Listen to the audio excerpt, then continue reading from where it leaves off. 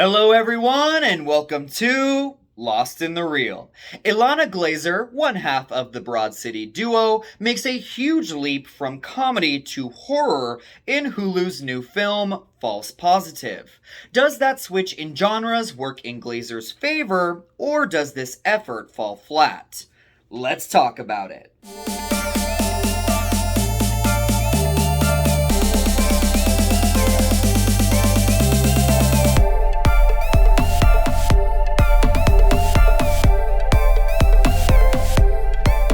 False Positive will be streaming exclusively on Hulu Friday, June 25th.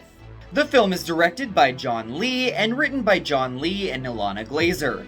It stars Ilana Glazer, Justin Theroux, Sophia Bush, Gretchen Mol, and Pierce Brosnan. As if getting pregnant weren't hard enough, Lucy sets out to uncover the unsettling truth about her fertility doctor. Throughout the years, many comedic actors have turned to horror, much of the time to great success, which goes to show you that the line between the two genres is quite blurred indeed. The greatest success in recent years has been that of Jordan Peele, whose Get Out and Us were able to mix timely and socially impactful issues with Twilight Zone-like horror to audience and critical acclaim. While Glazer's jump to the genre does not go as smoothly, it is still a valiant effort and an effectively creepy mood piece. The film follows Lucy, a young woman who has been having extreme difficulties trying to get pregnant. Her husband Adrian recommends a fertility doctor who has had great success in the past with providing his clients with the children that they have always wanted. Lucy is artificially inseminated, and voila, she is finally pregnant like she has always wanted. She should be happy, right? Well, she's not. Because even though everyone is blaming her mommy brain for her out-of-character episodes and forgetfulness, she feels like she is going crazy by suspecting that her fertility doctor is up to something very sinister. One of the best things I can say about False Positive is how beautifully shot and composed it is.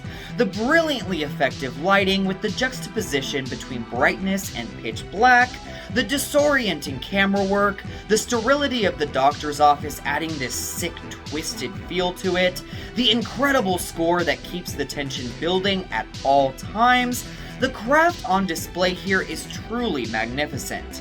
If anything, False Positive is a movie that is able to create a mood of terror, anxiety, and uncomfortability, and keep with it throughout the entire runtime. Going into this film, I was really curious as to how Glazer would be able to carry this dramatic role.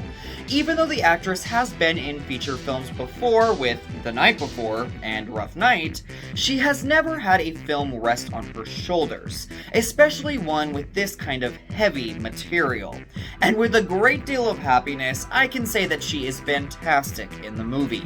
She pulls it off every step of the way, the uneasiness, the dread, the psychosis. Her performance pulses with these things. And the fact that you have such empathy and care for her character as well just goes to show you how truly effective she is here.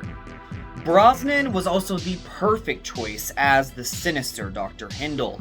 He almost reaches a level of hamming it up, but never eclipses to the point of coming off silly.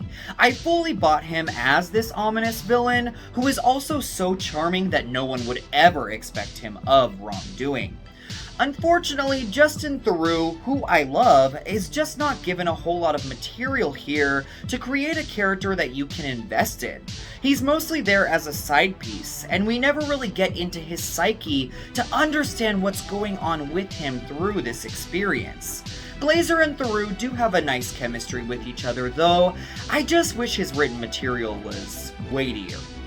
False Positive is the type of horror that is dripping with dread, disorienting in a way that you have no idea what is real and what is not, and it truly makes you feel unsettled.